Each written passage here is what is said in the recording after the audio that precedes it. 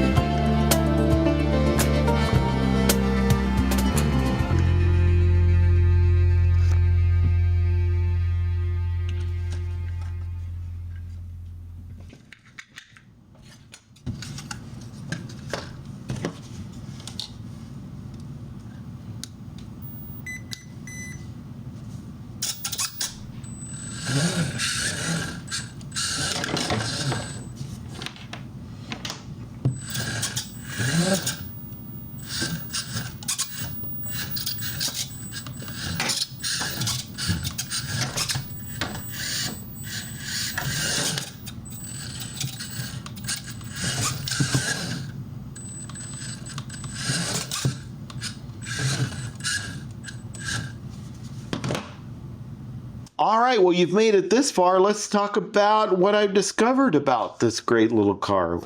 Well, I need to adjust the gearing on it. I need to adjust the gearing ratio so that it has a bit more torque and a little bit more get up and go. Because although it's fast for what it is, it could use a little bit more torque. I think it'll go a little bit quicker that way. The steering needs some improvement. I need to thin up this piece right here and fix some other things. But overall, I think it's working pretty well for an RC car. What's next? I think we've got one more video next, which is to get these lights to work and to give you a big demonstration of how it works outside on the turf. I can't take it to the track because it's a metal body and they won't let me do that there because it may rip up the carpet. And I don't blame them at all. They made a big investment in their track and their carpet, and they don't need me coming there with a proof of concept old toy, 70-year-old toy, ripping that up. So don't blame them whatsoever. I hope to see you in the next video where we finally finish this great little car. Thanks for watching this video and all my other videos, and see you soon.